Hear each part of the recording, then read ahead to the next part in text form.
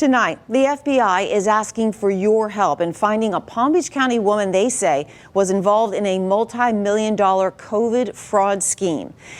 What's going on? It's your boy Vela the Great, back at it again with another one. Today we're gonna go ahead and react to this Jamaican woman.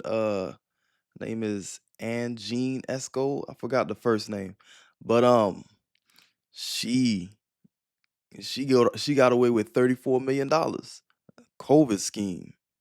This woman right here it's kind of reminding me of Frank Matthews. No, she didn't sell drugs, but she got away with without a trace with a bunch of money, which is what Frank Matthews did in his time.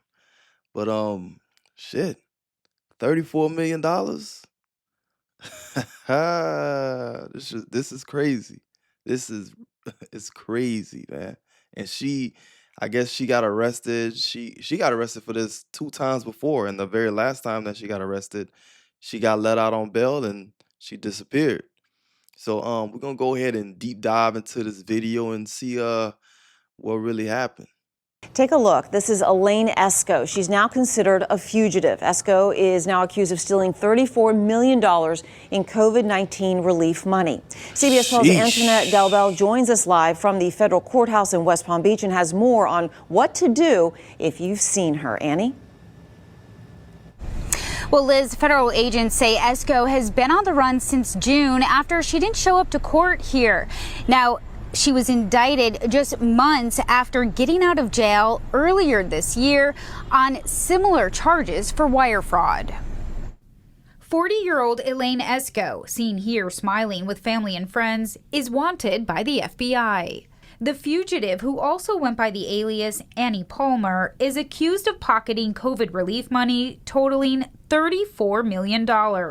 Federal agents say she and others were part of an elaborate scheme involving wire fraud and money laundering. $34 million, bro? If it was me and I was in her position, I would think that all of her affairs will already been in order. Because if you took $34 million, I would think that you would have things in place so you can get away. Because taking $34 million, you facing some serious charges and you facing some time. So I would think that she not go to Jamaica because she's from Jamaica. So that's the very first place that they're gonna look for you. They're gonna go there and try to look for you at because you have family there. So I would think she's smart enough not to go there and go somewhere else. At least go to some place some country that doesn't deal with extraditing. So once you land in that area, they ain't gonna mess with you, or you could duck yourself off, but you never know. But hey, man, 34 million. Ooh, that girl, man. I mean, she did it with a bunch of other people too, but that's a lot of money, bro. Niggas is broke these days. The indictment claims Esco submitted more than 90 applications for PPP and other COVID relief programs by using false information about employee numbers, payrolls, and revenue over an 18-month span in 2020. And it says Esco was considered the ringleader. This case involving multiple co-conspirators and 90 or so applications with 34 million, that is a much larger number and a much more complicated and complex kind of allegation like how Buddy talks, bro. Most PPP cases. I don't like how he Defense lawyer talks. David Taras has handled many cases like this. He says the COVID-19 money was meant to help those hit hard by the pandemic, not to be misused for personal gain. A lot of people were really hurt. People were dying during COVID, and those people maybe could have used that money to keep their businesses alive. That money wasn't available. Look at that shit. Now, Esco has tattoos on her left wrist, her stomach, her shoulder, her back. Federal agents believe she could be in Jamaica, where she's originally from. If you've seen her or know where she might be, call the FBI. What I don't get, bro, is they always asking for help, bro. Oh, if you see this person, da da da da da da. I'm like, shit, niggas is broke these days. What you gonna do for me? Are you gonna give me $1 million to spot her for you? What you gonna give me? You ain't about to give a nigga nothing but a pat on the back and good job. I don't give a fuck about that shit. Y'all want me to find her? Give me a couple million and we could get that handled. But y'all ain't, come on, man. And it can't be no, oh, you get a $5,000 reward. Fuck that 5,000. That girl got away with 34 million. Give me $1 million at least $1 million. And then we could work something out. Have some boys out there looking for her. We'll find her, man. Easy. $1 million? I tell them boys I'll break them off a little something, and yeah, just make it happen. At 1-800-CALL-FBI. Live in West Palm Beach, Antoinette Delville, CBS 12 News. From what I believe, man, I think this like for her to pull this off, that girl's she's not a dummy. So, and I'm not condoning this. Don't take it that way. I'm not condoning it, but the damage is already done. Everything's already done. So I'm just, giving a different perspective. Yeah, man, just she got to stay out of sight, out of mind. You got a whole lot of money in your hands. I would think that you would have had everything already in place, had an account already set up and money sunk there or whatever it is, if it's an offshore account, I don't know. Whatever she got going on, if she already has everything set to where she's good for life, just stay under the radar. But shit, man, 34 million. She was on that Hush Puppy shit, man. But Hush Puppy got caught. They caught that boy. Hush Puppy, he was finessing and then he was flexing. And that's two things that they don't go together, bro. Finessing and flexing, they don't go together.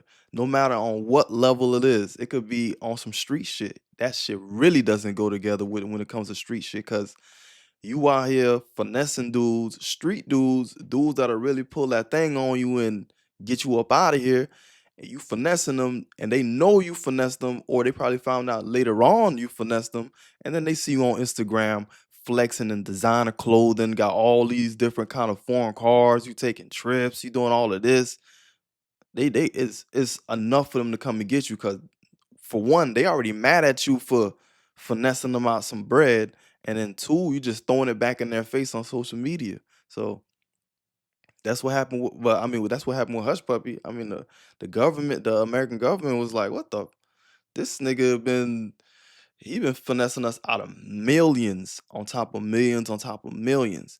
And then he gets on here and he tries to shit on us and buy all this designer and do this and do that. Oh no, we coming to get you. And on top of that, Africa is a country that's gonna extradite your ass. I feel like they're in America's back pockets as well. So come on, man.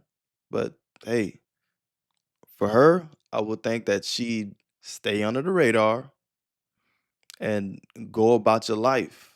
You got enough money to enjoy life for the rest of your life. All she gotta do is never come back to America. Don't flex. You can enjoy life and don't flex. So hey, man, I've seen so many, I've seen like during the 2020 to like 2022, the amount of people that was scamming. Hey, and they coming for y'all. As you can see, they came for her. So and they said she did this around like 2020, 2021. It's 2025. They came and got her ass. These people don't forget. Like a lot of these people out here that have been doing a PPP loan scam and SBA and all of this shit, and then they got the money and nothing happened, and they thinking that's it, and they're good, whatever.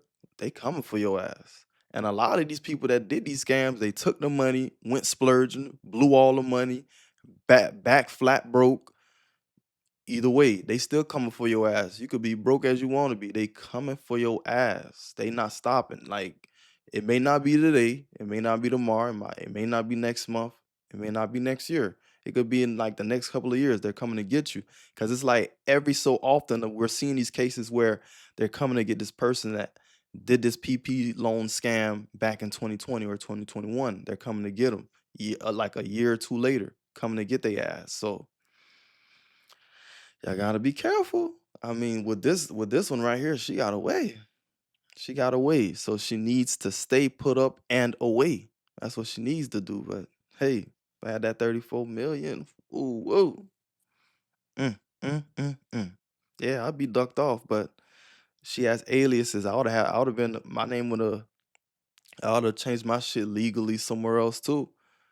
Duck off in Russia or something like that. You know, Russia, they don't extradite nobody or whatnot. So I would have went over there, got myself set up, and stay the fuck out the way. I know Russia cold as fuck. I don't like the cold, but hey, you gotta do what you gotta do. Shit. My thing is, what would you guys do if you guys were in a situation? Not saying that you guys would do it, but what would you guys do if you were in a situation where you decided to fill out all these applications and then somehow you were able to swindle $34 million from the government? What would you do? Would you turn yourself in or would you take off like she did? After you get out on bail, would you take off or would you be like a good citizen and stay there and wait for your trial and then have to face some kind of time? Let me know in the comment section, man.